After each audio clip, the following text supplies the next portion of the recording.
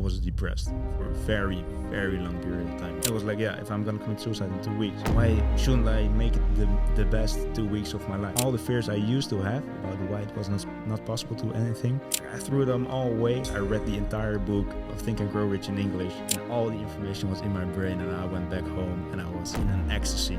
You can achieve anything you want in life, but in order to achieve it, you need to have it very vividly what you want. Yes, welcome to a new episode of the podcast Muscle Up.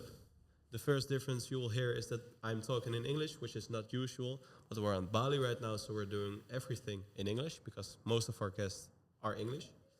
My name is Jim Stoner. My name is Mees Jansen. And yeah, this is the first episode of season 6 already. Like I said, we're going to do it in English and we're going to record it in Bali. So that's why there's a different podcast setting as well for the people watching. Did I forget anything? I want to thank the listeners so much. The views are getting even higher. Every day they're getting higher. So thank you very much. Without all you listeners, we couldn't have done this. We could. Yeah, I'm sorry, we just could. I don't think so, but okay. Thanks to you. Don't forget to like and subscribe if you're not already. And let's get on with it, I think. Yeah, we're not alone, of course. We're here together with Thomas. Hello. How are you doing, man? I'm doing great. Yeah? What about you guys? Pretty good. I'm feeling, I'm a little bit unusual because we have to talk English. But until now, it's going pretty good. But yeah, what about you? I'm doing good. First time in Bali. Until now, I like it very much. It's a little bit of an adjustment. Sitting here, different podcast setup. But yeah, I'm doing great. I like this setup as well. I'm sitting fucking comfortable. Yeah. Me too. Better couch than in the studio. Yeah, true. All right. I think we can... For people that don't know it yet, we're currently in Bali. Like, we're international. Yeah, we're international. From now Selling on, courses. It's an international podcast. Yeah, or at least for this season. We'll see what we'll do further on. Yeah. I think we can continue to the main question, and that is, who are you and what do you do? I'm Thomas. I'm 21 years old, and I'm an entrepreneur. And what I do basically is I build marketing, sales teams, and backend systems for people in the info coaching niches, consultants, and online coaches. So it's basically everyone that's online. We can help them scale through marketing, through sales, through the systems on the backend. And besides that, I'm really into the power of the mind, really into the energy around us, and I help coach a couple of people back home also with that information. Mm-hmm. I heard a lot of terms for some people, maybe Chinese. The back-end scaling of marketing, sales. Did I forget anything? Marketing sales, a little bit of delivery, but mostly marketing sales. And what does it look like? Can you explain a little bit what you do? Yeah, so it's, it's going to be a term, but on the front end, like the things you can see is like the marketing and sales part, the people you interact with. But the back end is basically the side that you don't see. So all the information, all the data needs to be structured in the back end for people to better understand, or especially for data-driven improvements, it needs to be structured. So yeah, that is basically what I do. I make sure it's very structured. People can actually make decisions based on the data. It's like a lot. Doesn't matter. It makes us the same. Me too sometimes. Okay, it's good. I'm going to focus on improvement. But yeah, basically structuring the data so you can make data-driven improvements on that. Okay. How long have you been doing this? So I started 3 years ago, but it was more local niche. It was like lead generation for solar companies, real estate companies. So very local based. And then I was 9 months into the game. And then I met a mentor. It just happened at that moment. I was wearing a ClickFunnels shirt. It's like the very well-known marketing software. No one wears that shirt. And I was wearing it to the gym. And he was looking at me and said, "You know ClickFunnels?" And I'm like, yeah, I know ClickFunnels. And then he said, "Well, I need someone for marketing. What do you use ClickFunnels for?" And I said, "Well, marketing for solar companies, like the real estate." And then he said, "Oh, I need you for a solar project." And then we just, we had, I let it slide for like 3 weeks, and I was like, I'm not sure if I can do it yet. I didn't have the self-confidence yet. So I didn't really respond to him yet. And I was like, I knew other guys that were better in it. So I recommended them to him. And he was like, yeah. I don't really want those guys. So then 1 week went by, and I was like, this got to be an opportunity by a higher force or something. Like, it was handed to me, so I have to accept it. And I was like, yeah, just let's go, let's do it. I'm gonna help him. We're gonna work together. And then I worked with him for 9 more months, and then I started meeting other people in the info coaching niche in the social media space. And from there on, we started collaborating together, and we are now doing this for almost a year. I know the timeline isn't really accurate, but it's like we're doing for some time now. And yeah, that's basically it. It sounds nice. And now you're in Bali for a longer period of time. Why did you make the decision to come here? It was initially a dream of mine. Like I wrote out my vision board, like my dream life. And one of those things was Bali, and I wasn't really that much on TikTok or Instagram, but I had a feeling I had to go here, like the nature. I heard some stories of people that the freedom is in Bali, but I never really went. When I met my mentor, I was supposed to go in January that year, but I didn't go because I was working very closely with him. And then a lot of time went over, like a year and 2 months. And then one guy I'm working with, he said, like, yeah, why don't you just go? Like, you have the opportunity, you have the resources, why don't you go? And I was like, yeah, fuck it. Let's go. Nice. And now you're here. Now I'm here. For how long? I'm currently here for 3 months already, 2.5 months. And I'm going to be here for 2.5 more months or so. Nice. You don't miss it back home? No. Maybe a few things, like the weather. of course, the weather. Broodje pindakaas. Broodje pindakaas. No, it's like the people are very nice here. Like the lifestyle is very comfortable. All the people greet you. They're very nice. They run the extra mile for you. And also, like, the food we eat very, very good food. It's like, I was here eating steak, 600 grams of steak. I just ordered it. It was here within 30 minutes or so. And it's all organic. It's all very good. Like, the village you live in, they're actually good. So yeah, I don't really miss that much. But what I do miss is like the Dutch work ethic. Like, the people here are very chill. That's good, but they've become very comfortable to the lifestyle here. And in the Netherlands, there's certain fear, but also fear can be very energetic or motivating. So people are really like, lock in. We need to work. So that's maybe the one thing I miss about the Netherlands back home. I don't feel it like that. No? No, maybe it's my surrounding or something. I mean, at least my inner circle, well, you and Steph in the background, they all have this drive. But outside from that, like, the people work for a boss and they just go to work. And I don't feel like they have to, okay, we have to work. It's just like, I can't wait till it's weekend, or I can't wait till I go to a holiday with my family. No. I might have been too much in a bubble for that period. That can be. But you're right. Yeah, in a way that, like, your parents, they do work, but they don't really want to work. Like, the people here, they actually enjoy their work. Yeah. Like, we have genders, we have everyone cleaning here, and I've never seen anyone this happy in the Netherlands with just cleaning something. Yeah. But I think the people I surround myself with back home, they're more driven, so they really want to. True. And they're overly caffeinated, so they're really stressed and they're really Yeah. Don't you have the feeling that exactly that bubble is here in Bali? Because I have the feeling, well, since I've been here, I'm driven to work like crazy. Get up early, go to bed late. It's not that extreme, but still. And all the people I meet are here to work. They are all here to work, and they make long hours. Mm-hmm. It depends on the environment, the circle you're in, like the people you meet. I know a group that's really dialed in, and another group that's more enjoying the freedom of Bali. True. Yeah. Partying and stuff. Partying. You can do both, actually. It's you can be in two totally different bubbles, because I've been here for 6 months before, and back then I didn't had anyone around me who was doing something with their business or building a business, and was just with students, and they went partying and stuff. And I went to the gym, but it was a cheap local gym, so that circle was not really there. And now I'm here again, and immediately, like a snap in the finger, I see a totally different side. It's crazy. Mm-hmm.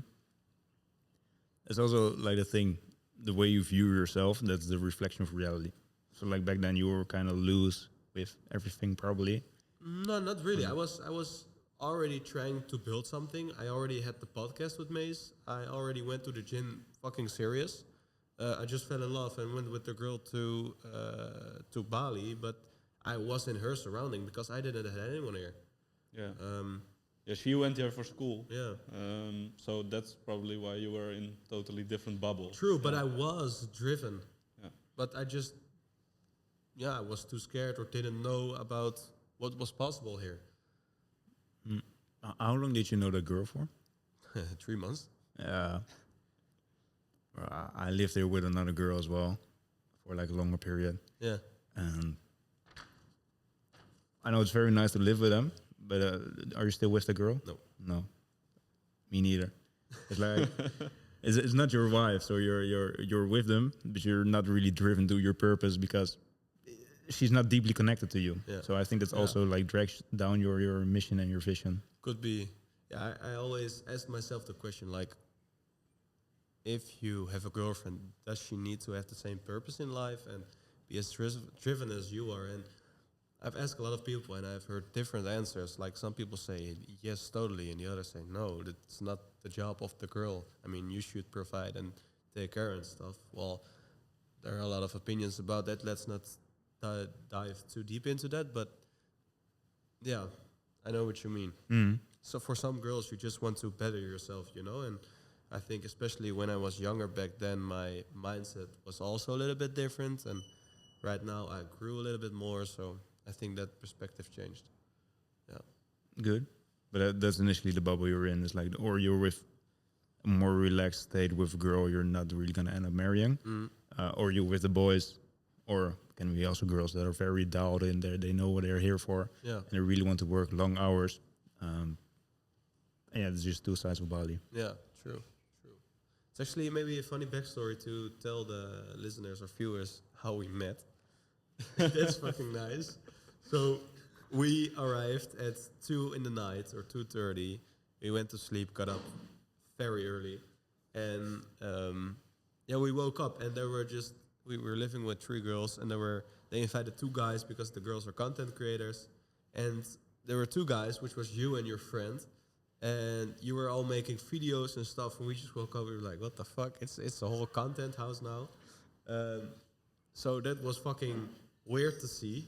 And then at a certain point, we introduced each other. It was like, "Oh, I'm Jim and I'm Mace," and it was fine. And then you were hungry, so you just ordered meat, like steak, 600 grams, like you just said, and you were just there in your swimming pants. You were swimming in our pool without a shirt, nothing. I didn't even know you. And your friend was totally in the suit, very slick, very, So the contrast was big, and you were just eating steak. There was a whole setup built here. The other guy was completely in the suit. It was so fucking random. It was peak Bali for me.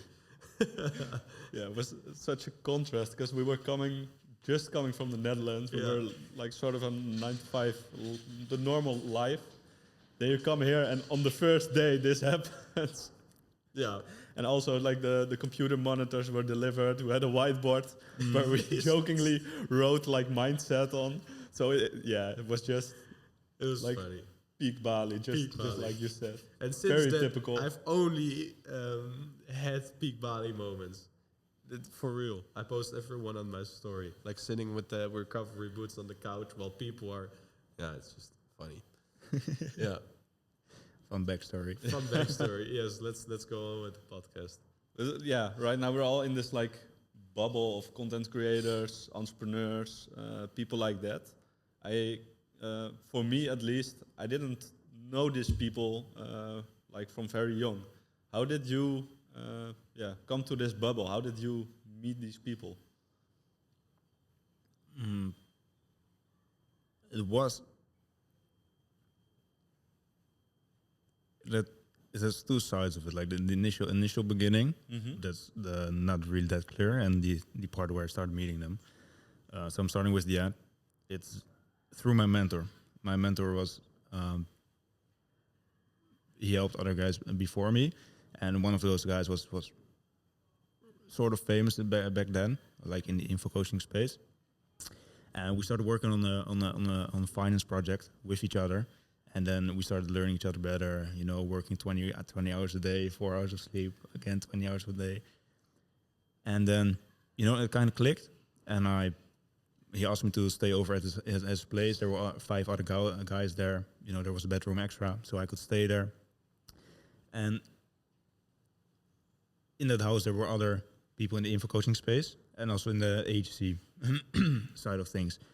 And that's actually the way I rolled into it. It's like I met one of those guys, started speaking.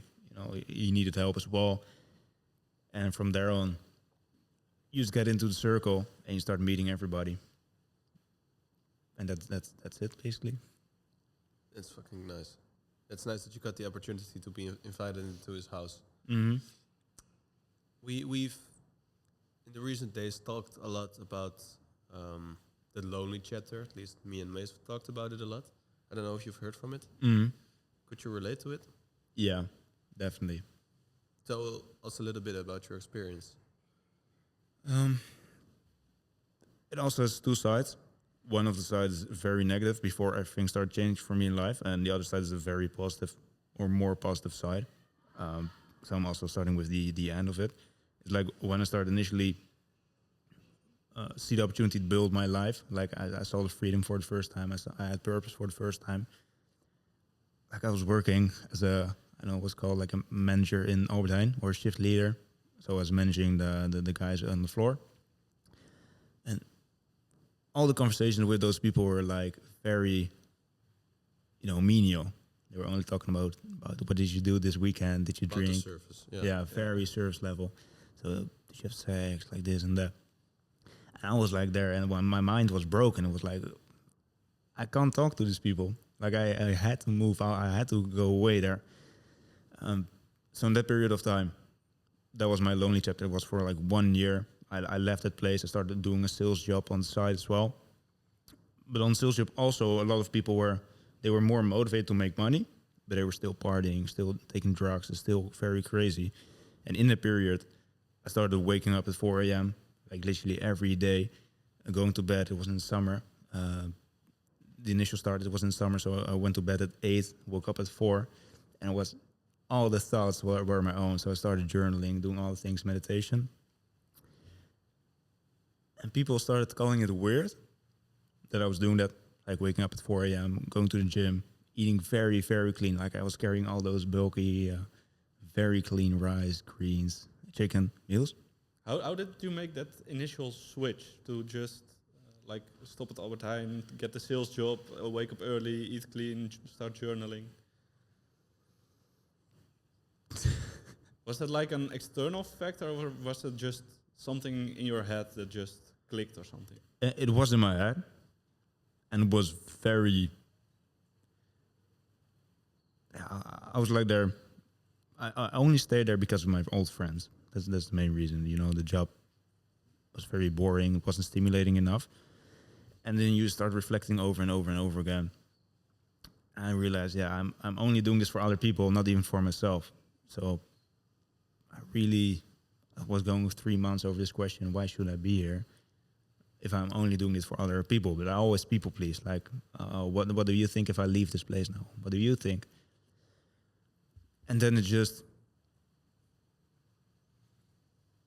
there was a certain feeling like I had to make a jump. I was starting in the other business.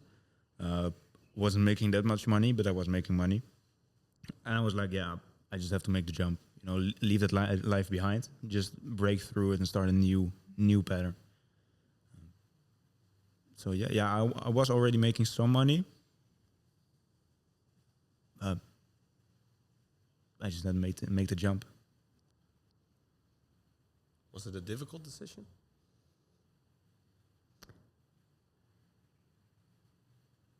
No. And then because I was thinking about it for so long. So if you say a difficult decision, like it's a very simple decision. Like you work, or from our perspective now, you work in the 9 to 5, or you just chase freedom.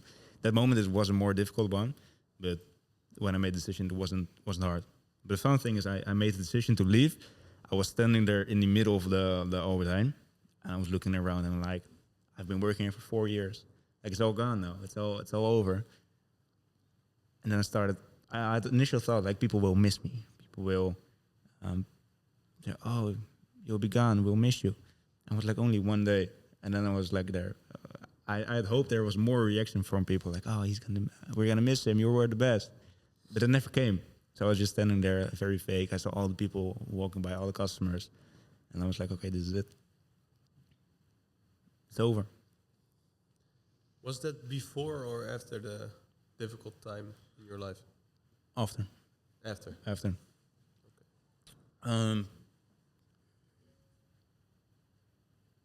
7 months after the initial thing. That was when I made the decision. Yeah.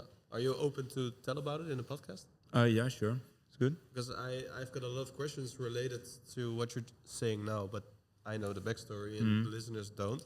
So before I ask those questions, maybe it's good if you tell us a little bit on what your life looked like 7 months before you made this jump, because I think that will help people understand better why you maybe made that jump.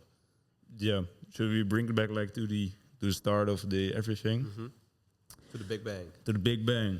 Like, are we gonna reveal the thing right now? Immediately. No. It was. I was depressed for a very, very long period of time. I started my depression when I was like 10 years old, maybe. No, 9 years old. Okay. So it was very early. Went to a psychologist, kind of faked them out. Like I was okay as a child, but I outsmarted them because I think there's like a small child that doesn't know anything, like very stupid. But I was a very intelligent child, so I could work around their frameworks. So yeah, I just went past the psychologist. Then I had all my grandparents like died. And then the depression went on. Then I went to like middle or high school. High school. And there my stepmom died. And I was, as a very intelligent guy, you need certain mental stimulation to keep going. So back when I was younger, I always went to extra classes, did harder work. So that was good enough mental stimulation. But at high school, like there was no mental stimulation. So I started doing first games, like gaming all day, not learning for school. But I still passed like all the tests, so that was very easy. And then, like as I grew older, as I said, my stepmom died at 14 years old. And then I went on, and at like 16, I started taking drugs, like smoking weed, first the chill drugs, like also drinking alcohol. And then as life progressed, I started doing more drugs, so more hard drugs. I did like the cocaine, like MDMA. At one point, I was taking 7 drugs at parties, so it was a lot of drugs. And why? Why did you take them? To calm your mind, to quiet your thoughts?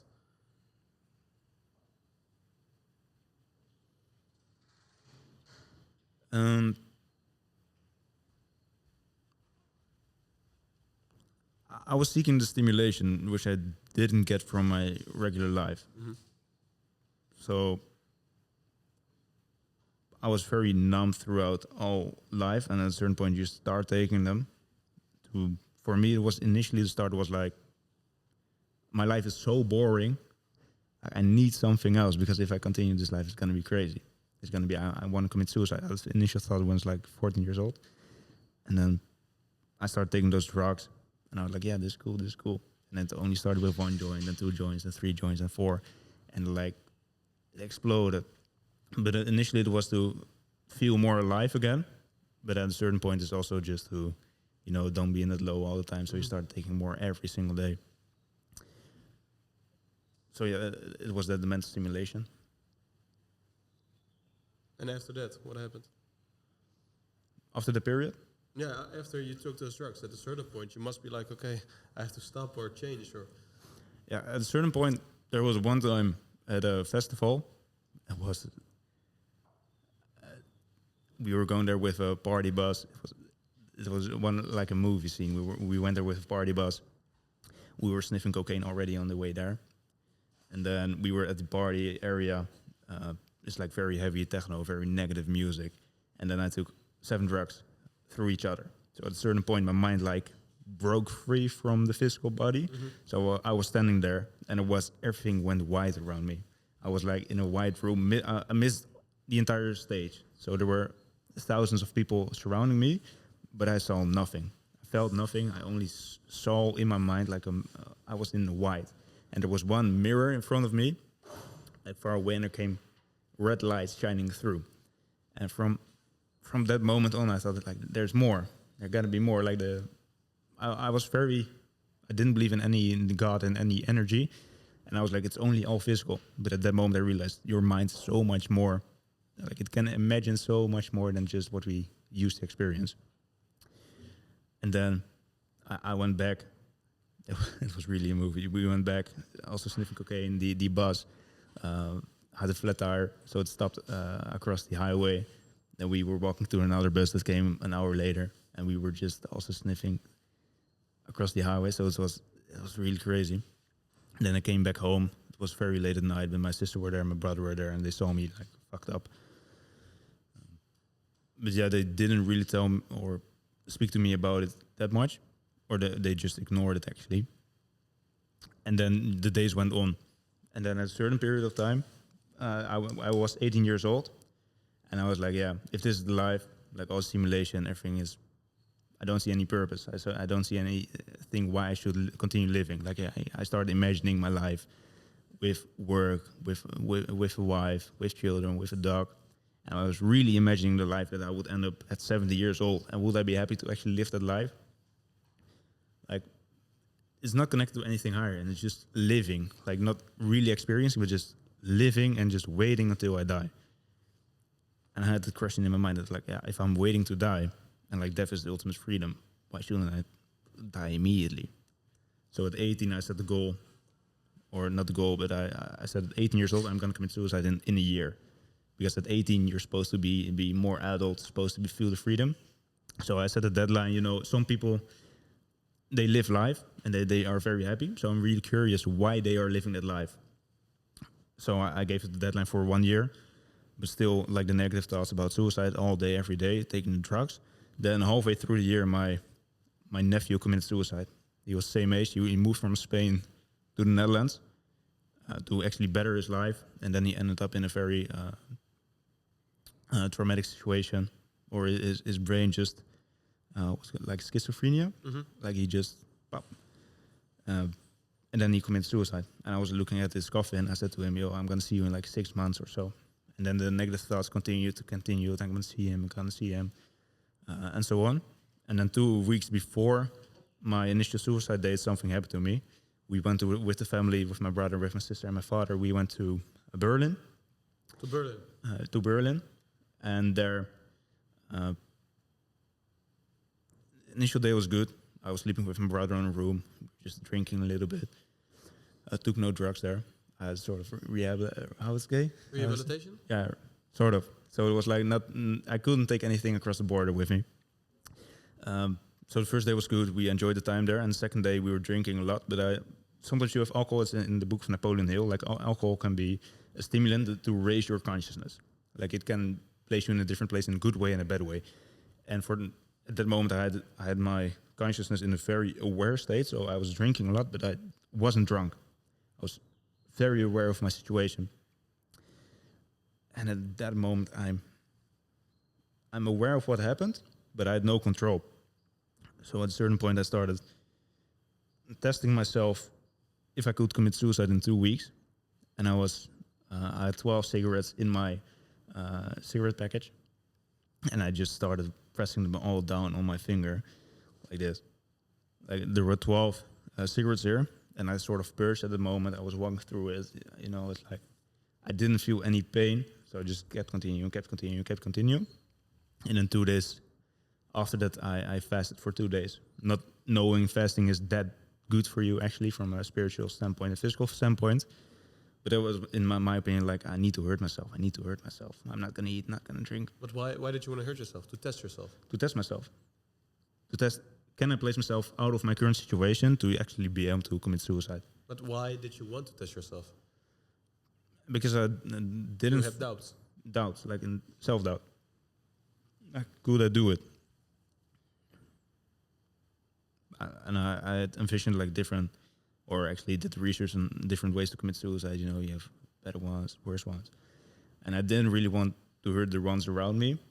It was only always from a young age direct to myself. Like I had anger issues against myself. So I was hurting myself, not anyone around me. They never experienced anything of my anger outrages. Always myself. It was testing, could I do that? Could I place myself in a different mindset to actually be able, because like it's impossible for you if you're in a healthy mindset to actually step yourself. Your body won't allow you to do that. So your mind, I think. Yeah, your body won't allow that. So it was like testing, can I do that?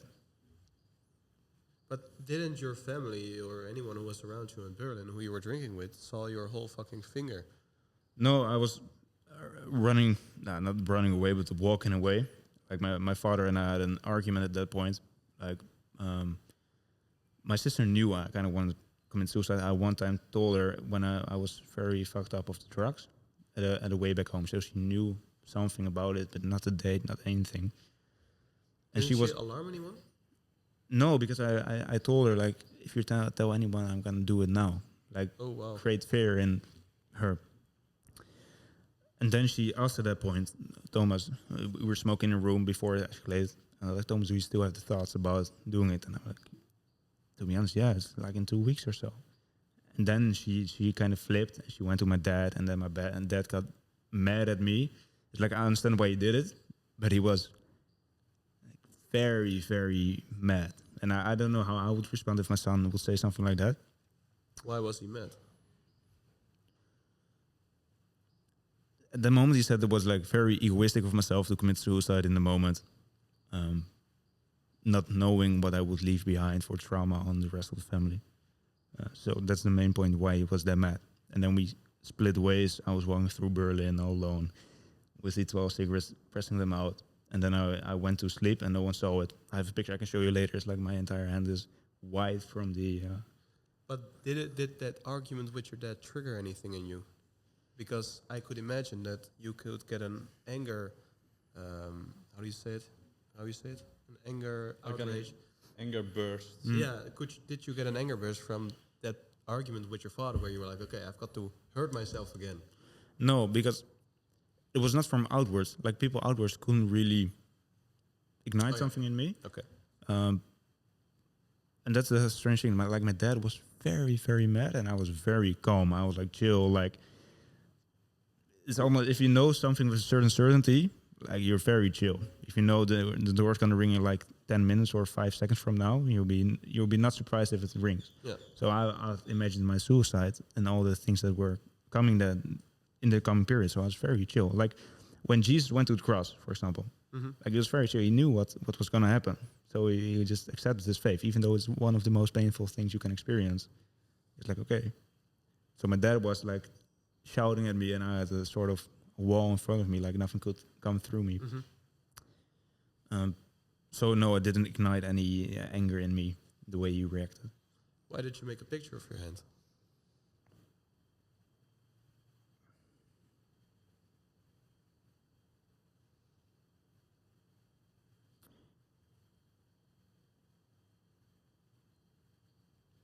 I think I was in a sort of hyper awareness, or it was for me because at the moment I didn't like, oh, I want to keep it for later. But it was more for me like, take a picture. Is it even real? And now I look back at it, it might be just for the story. Like I know where I came from, so I can look at a picture. But it's also on my hand, so I can look there. but look where I came from. But I don't know why I initially took the picture.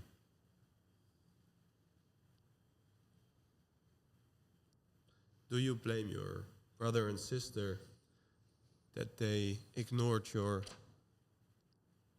state when you were coming back from the festival? No.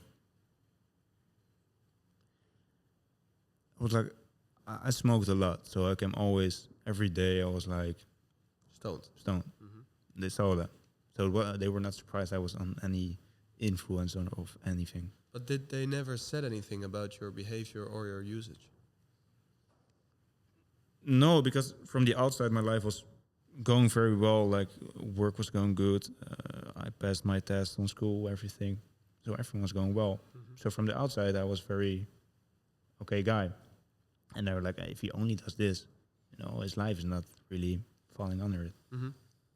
And you also had the hallucination at the festival.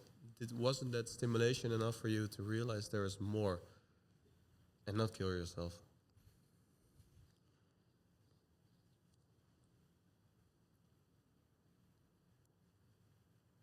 No, it was very vivid, but it was more initial the thought of this is just drugs doing shit, and I'm like, tripping. It's tripping. Drugs is good, and it was not like I did DMT a few times, and with DMT you really experience God, or at least I believe you experience God. But with that it was just a very vivid, strange image, and I was like, oh, this is the power of the mind, but it was not connected. Oh, I can achieve anything I imagine. Like that was not correlated to what I imagine life can be. I can create. That was not that. It was just from, oh, cool, I'm tripping. Okay. And if you continue with the story, you were walking in Berlin, you went to sleep drunk with your cigarettes on your finger. If you continue, you've got 2 weeks left. What did you do? Yeah, so we went back the same morning or the day after. And then I fasted for 2 days. And then I was egoistic driven. So I had my hand taped with tape, and I went to the gym, and I was like very furious. I had a certain anger in me, like, what is happening in my life? Like, and this is a very strange period to describe, because when I look back at it, I felt carried during that period. Like I didn't know what I was actually doing. Like everything just was placed there at the right time, at the right moment. But I came back. I was going to the gym very heavy. I had a very vivid image of my nephew. Like I'm gonna see him. So I was very motivated to hit the gym. Lifted very heavy weights. Like my body, if you look at it, I couldn't actually lift it, but I just was able to. And then at one point, it was 7 days later. It was actually before that. It was like, if I'm gonna commit suicide in 2 weeks, why shouldn't I make it the best 2 weeks of my life? Like try as hard to make it the best possible life. If the deadline, literally the deadline is in 2 weeks, why don't I try to achieve everything I want? Like all the fears I used to have about why it was not possible to do anything, like I threw them all away. Like all my ego, I threw it away. I was like, try it best. But I didn't know what to do next. So then I knew my brother was on a certain self-improvement period, so he had read books. So where I never asked anything to my brother, it was the first time ever I was going to my brother and I was like, yo, do you have a book for me? Like something I can read. And then he gave me a book. It's How to Win Friends and Influence People. Dale Carnegie. Then I read the first 40 pages in the library and I was like, I need another book. And then I went searching online. I saw Think and Grow Rich by Napoleon Hill. I went to the library. I had a package of chewing gum, like vitamin by B6 and B12. So it was extremely focused. I read the entire book of Think and Grow Rich in English in one day, summarized the entire book, and all the information was in my brain. And I went back home and I was in an ecstasy. I went to my sister. I never hugged my sister. And I was hugging my sister. And she was like, Thomas is still depressed. And I was hugging my sister. I said, I found life. Like I'm happy. I was very happy. And from that moment on, it was very scary. That's one thing. It's a very scary period. My dad always leaves 1 month or 1.5 months to Portugal or somewhere abroad. And the years before, I used to take those months to like literally drink heavy every single day. And now he was gone again, and I moved into the house where I wanted to move. And my sister was scared, and my mother was scared because they knew the date, and they knew I would be in the lonely chapter there.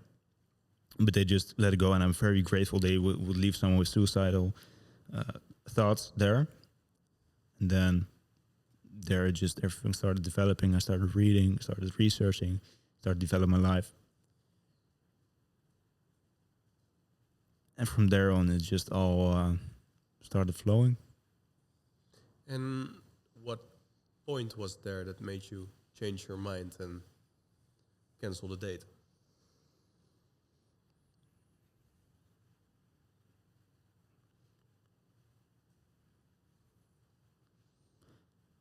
I think it was when I went to my sister and hugged her, like that was the first time I ever experienced love again. Like I always closed myself, like no one could touch me, no one could get into me. I always created a barrier, so no one could abandon me. Like I had divorced parents, so I think it comes from there. But that was the first time there was real love, there was hope for me, like there is more in life. And then it just was very natural, like I had an immediate switch. Like after that thing, it was not like, oh, I still have the date. It was, I just forgot about the date. Like my mother and my sister and my family will still think, oh, he's going to commit suicide on that date, maybe. But they knew the date. They knew the date then. How come? I told them, or my sister, they didn't know exactly, but it was 2 days after my birthday. Because I told my sister at the Berlin bar. So they didn't know exactly, but they were still afraid that I would do it. And I like just, my identity was switched from that moment. So I didn't think about I'm going to do it anymore. I'm just going to try to develop my life and explore what's possible. So it just very natural. I didn't think about it anymore. So it wasn't any logical decision for me anymore to commit suicide. Mm-hmm. Well, first of all, that's good to hear. Mm-hmm. And you said something about the divorcement of your parents, and you said, I think it comes from there, that you never experienced love.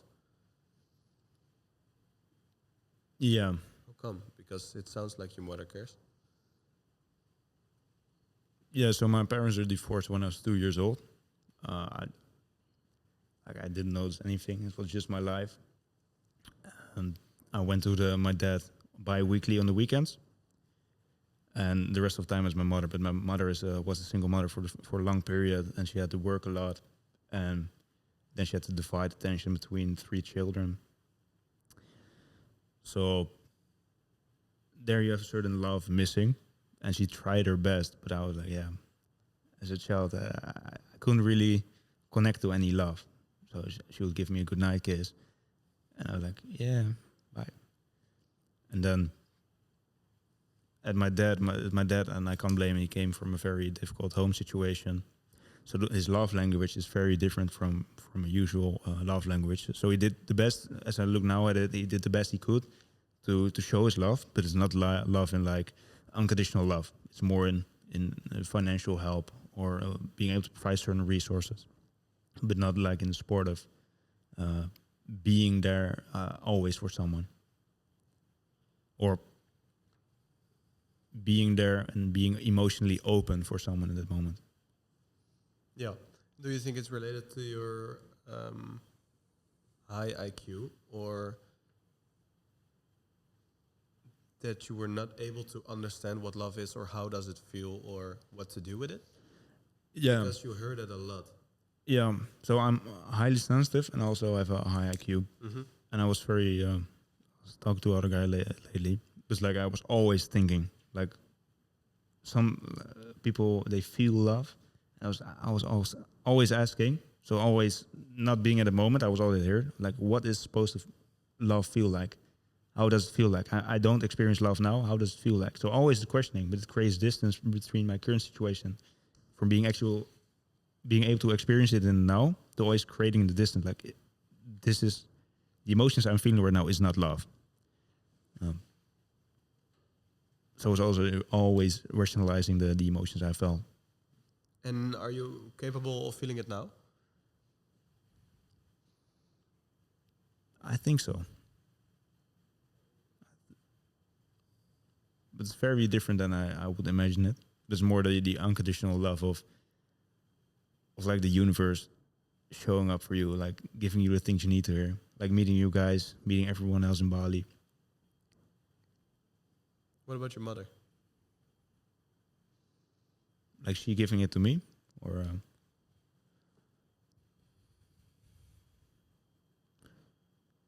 I was always thinking about love from my perspective, like what I need in that moment. But from her perspective, I was like, what can I give to him? So she gave all what she needed to give or wanted to give and was able to give to me, but it was not what I needed in the moment. So I was like, no, she's not giving the love I need. But it was everything she was able to give. So that's her unconditional love and me not accepting the love that she could provide. What about now? Can you feel it? Yeah. I realize more what love is about.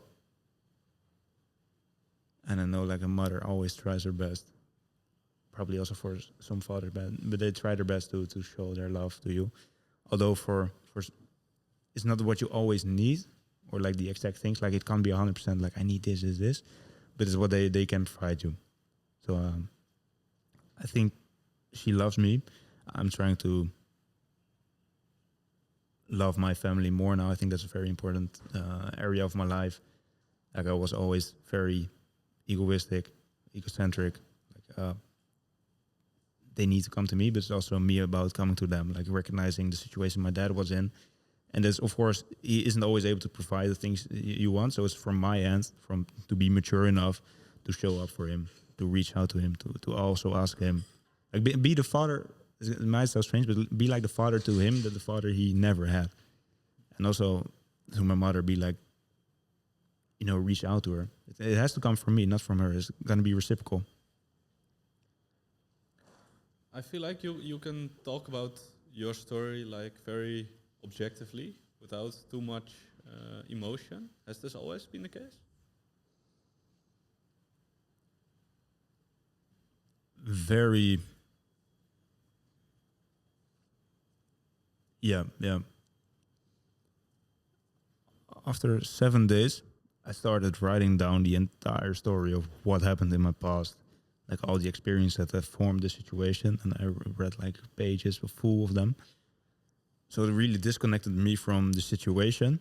And did you get emotional while writing that?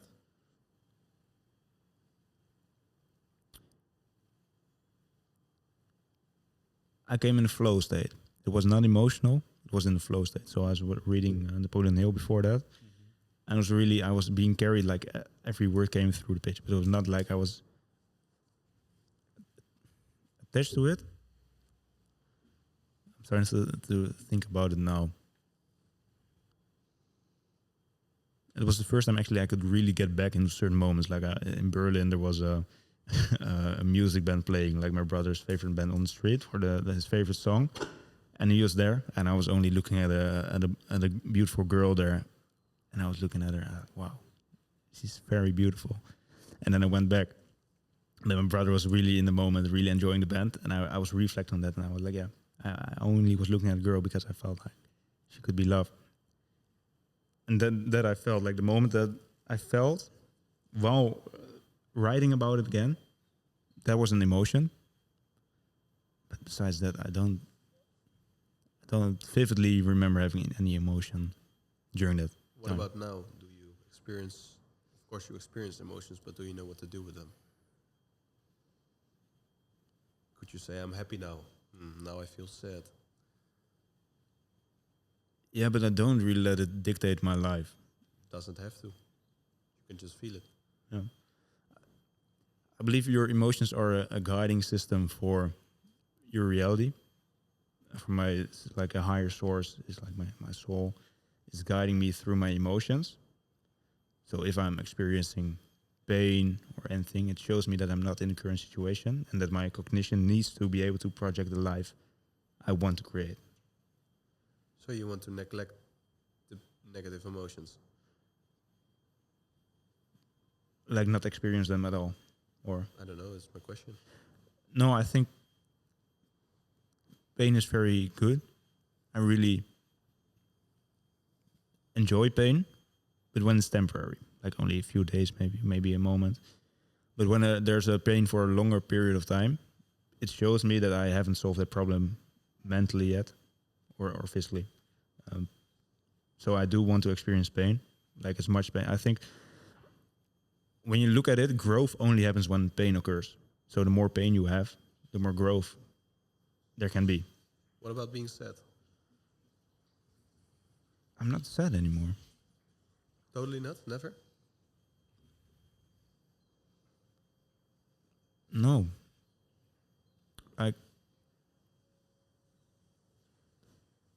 Where comes sad from? Could be external. Could be external. Yeah, so for the last period of time, there wasn't any grief, so I didn't really have anything to be sad about in that way. And I think other being sad, as it used to be occur for me, was like expecting a certain result, and then it ended up being something different. So you have kind of anger towards it, or you're sad that it didn't happen. But I set a goal, or I imagine something to happen, and when it doesn't happen, I just accept it the way it is because it is the reality. Then I can reflect on it. What action should I have taken to make sure it actually happened or occurred? But it's not like I'm sad. It's not like I'm going in bed crying. I haven't cried, and maybe it's not good, but I haven't cried in. Well, since the suicide of my nephew. Like I haven't cried after that. Don't you think that you need some lows to also experience the highs in life? Definitely. I think the deeper your lows, the higher your highs. I had a conversation with the other guy that was here when we came. He left 2 days ago. And we have very deep deeps, as in the amount, like the things we just talked about is just maybe sort of like the things you felt, or it goes very deep. So it's very deep, like for my life, it was 10 years straight of depressive thoughts. So it was really depth. Mm-hmm. So now I can use that, and I've learned a lot during the period. So I can really, things like ego or things you have to go over, like that, they don't bother me that much anymore. So my high can be very high right now. And you have other people that are still like in school system, or some people that are students and that have never worked before. They haven't experienced any friction in life. The only friction they experienced was maybe their dad wouldn't give them money when they went partying or for a test. But I think you need some certain depth before you can achieve height. Yeah. Would you say right now you're experiencing the high? I'm on my way to the high. Like I've dipped down and I'm swinging up 9 now. That's good to hear. Yeah, thank you. What is depression?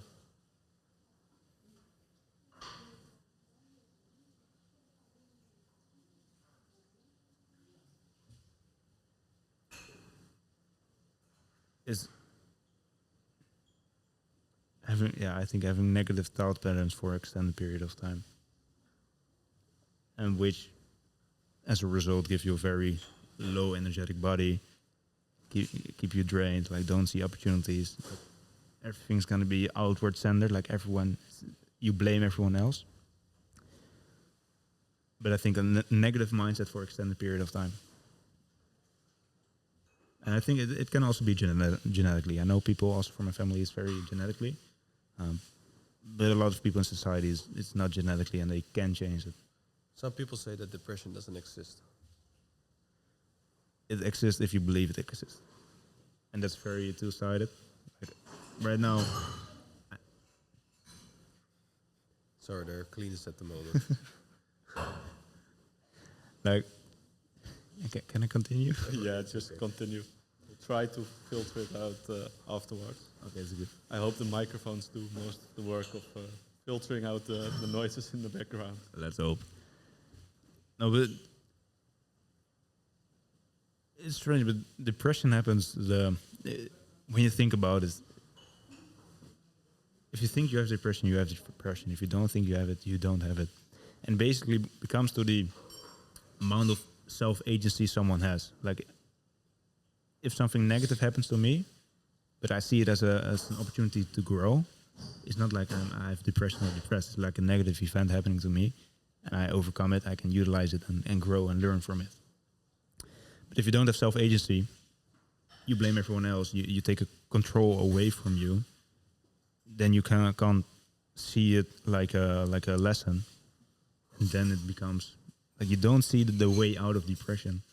If someone dies, it's not within your control, and I wouldn't say you can learn from it. You can just accept that it's the fact and that life is like that. But if it is something close to you, then it does something to you. And maybe it's someone that's that close to you, and it makes you really sad. And even though you don't believe in depression at that moment, do you think you still cannot get depressed? What I think in that moment death is and why you are depressed or grieving, it's like I believe a very large amount of that is like the amount of value or status you got from that person. Like it's, if family dies for me, it's like what was my self-worth based on that person? Like how would they view me and how would I view myself now? And when they die, you lose a piece of your self-worth, I think. So it's not really about the people dying. It's more about yourself missing those people and missing the self-worth and missing the people that are dead. They don't experience anything. And if death is purely about them, it's like he doesn't experience. It's very unfortunate that he died. We can grieve, but I think for me, grief is gonna. I hope I'm not gonna experience it like soon enough or soon, but I think grief is gonna be one day maybe, and then it's gonna be taking care of the ones around me. Like, how's he doing? How's she doing? What can I provide for him? But for me, it's like I'm not that much. I don't get my self-worth from other people. So if they die, it's like I can go over the memories, grieve, and then get rid of it. I'm going to clean my nose for 1 second. Okay, you can continue. Yes. So I found it interesting. You said that like if you believe depression is real, you can get it, and if you don't believe it, you don't get it. Because I think it's a quote from Andrew Tate that he said like, I don't believe in depression, so I don't get depressed. Can you do you think he's right to say that yeah, if you don't believe in depression, you can't get depressed? I know why he says it. Like, if I view reality, it is the way I view reality that will be the reality I've surrounded myself with. Yeah. So I understand why he says it. But now comes the point, and we were talking about it. Like, for someone that is depressed, like for them, it's as real as it can be. Yeah. And to say to them, like, it's not real, like they experience it, so for them, it's got to be real. Mm-hmm. So yeah, it is real for them, but I think it's more about the awareness they can have in the situation. Like if they have more awareness and more knowledge and more guidance on how to get out of them, how to place their view out of their current situation, then they can get rid of the depression, I think. It's not as easy as like a pop. Yeah. Like one day. You asked what to do or what to say to people who are depressed, or? No, I went over a quote of Andrew Tate that he said,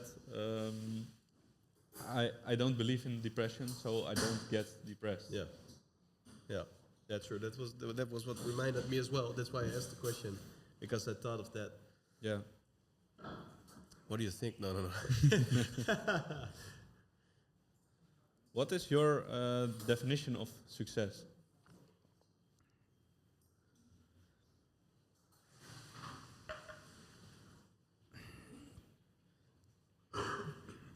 Just doing what you need to do here, and don't fall in sin. That's it. I view sin as everything that's holding you back from your purpose or what you're supposed to do. It's not only taking drugs or having sex before anything. It's just everything. Surrounding yourself with people that don't stimulate your goals, in my opinion, is like sinning. Like it does stimulate. So I think being able to do what you want and what you need to do here on Earth, and just do it with the people that you love, that you enjoy spending time with. I think that's it. Like it's not really financial. Of course, you can feel financial success, but I think it's all the areas in life. If you're happy with where you're at and you're happy with the direction you're going, then it's good. Like financial, relationships, relationship with God, your nutrition, your health, then it's good. I find answers or questions like this difficult with someone who is religious, because it pretty fast goes into a philosophical discussion. Because We can dive into it if you want. my question would be, Little closer. my question would be, why are we here on Earth? But I'm not sure if we want to go on that path. I mean, I'm interested, but maybe the listeners not. But what made you believe in God? I'm a very rational and logic person. Mm-hmm. So for anything that is fake and doesn't exist, it's very hard to imagine that. And it's the same with depression. If you believe it exists, it exists. If you don't, it don't. So for me, it was when I was younger, I was very atheistic. Like I went to a Christian school, but I always imagined like there can't be a guy on like a cloud being up there, waving his wand and doing that. So I always had the image like God isn't real. It can't be. But then initially for me it was the moment that I got saved. I felt carried throughout that period, and I think it got to be a higher force because it was from without me or outside of me. And then I started searching for it.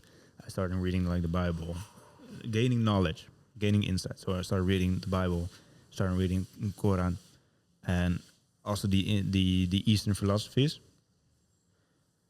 And I started seeing patterns between all of them, and also getting science to it. And for me, God is the energy around us. Like everything is energy. Like this is vibration. We vibrate. Like everything is energy.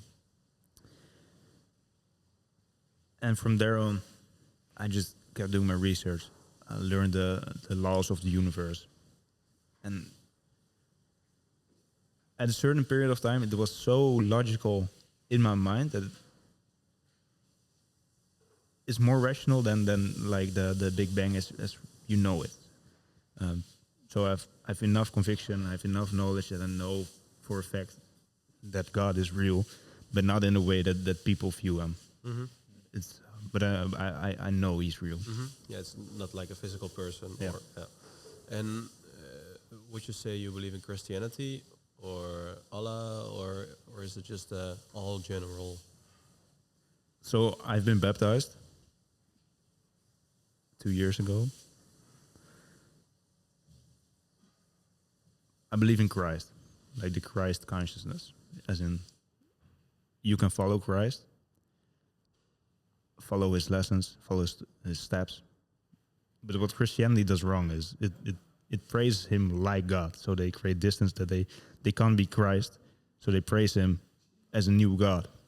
But I think you need to view him as God, but you need to follow him. So every action he had, like the thought patterns he had, the way he was close to God, that's what you can embody from Christianity, but not being like praising to him. He was set in as an example for people to follow. That's Yeah. how you view it. Yeah. Okay. So that's also for Islam. It's like Christ is not the all, but you can follow him. So I think all religions, there are certain things that are between all of them, like things like prayer or fasting. Like you can do them all, and it will be healthier for you. But I think religion is more a model of controlling people and not being able. It's like also good because it's quite hard because there's so much knowledge and so much freedom that you can go into different directions, and the religion gives you like a model to view God in and to praise Him and to develop your relationship with Him. So it's really structured. So it can be good for people, but if you're trying to seek the truth, I recommend always to people go search for other religions, not one religion.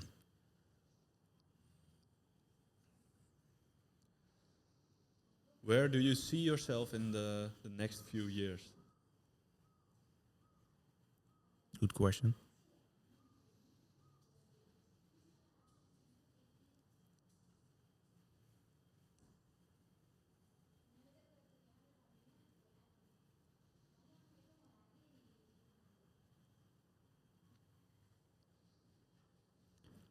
I see myself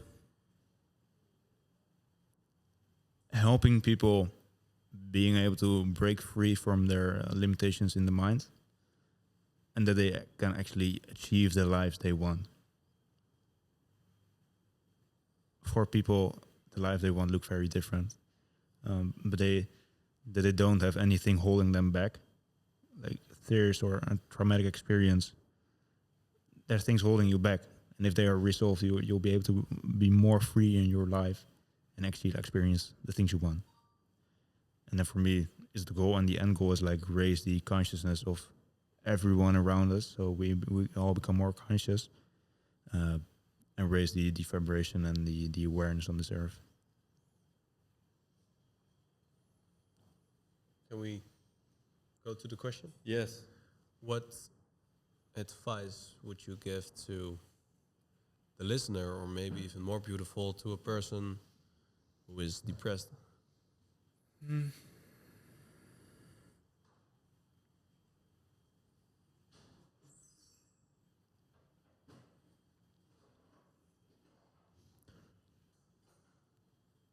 You can achieve anything you want in life, but in order to achieve it, you need to have it very vividly what you want. And you imagine what you want, and you also have to really, write down what your current life is. And only by that, you have two metrics from your current standpoint and your next reality. And based on that, you can measure your progress. So if like currently eating unhealthy and I want to eat healthy, okay, I'm now here and I know healthy. And then you define what is healthy eating for me and what's unhealthy eating. And then you can start changing those things. But only by being aware of those things, you can start changing them. So I think you can achieve anything you want, your dream life, but you have to get a very clear image of what it is, like everything you do, the way you interact with people, the actions you have, and also have very clear your current reality. Because people most often say that they want anything, they want like this or that, but they don't know actually what it is or how they are going to achieve it and what is currently holding them back. So I think that That's a nice message. Where can people find you? Instagram. That's What's your name? Thomas Groen. Thomas Green. Yeah. No, it's Thomas Groen with 2 N's at the end. All right. And if people would like to be coached from you, Instagram as well? They can send me a DM. All right. And we'll just have a conversation. I'm not going to drag you on an immediate coaching call. We can just have a conversation, spark conversation, define what you need, where you need knowledge in or guidance in. Nice. And maybe there's a link in my bio. Not yet, but maybe when you view this, there might be. We'll see. Well, Thank thank you you for participating. Being in the podcast. Thank you for inviting me, guys. Of course. You're welcome. I think we're going to eat some steak now. Yeah, that would be a good idea, right? Yeah, I think let's so do too. that. All right, we're going to do our outro in English. That I've got to watch with you, man. I don't know how to say it in my head. Stay inspired, motivated, and focused on your goals. Thank you for listening to the Muscle Up. And see you in the next episode.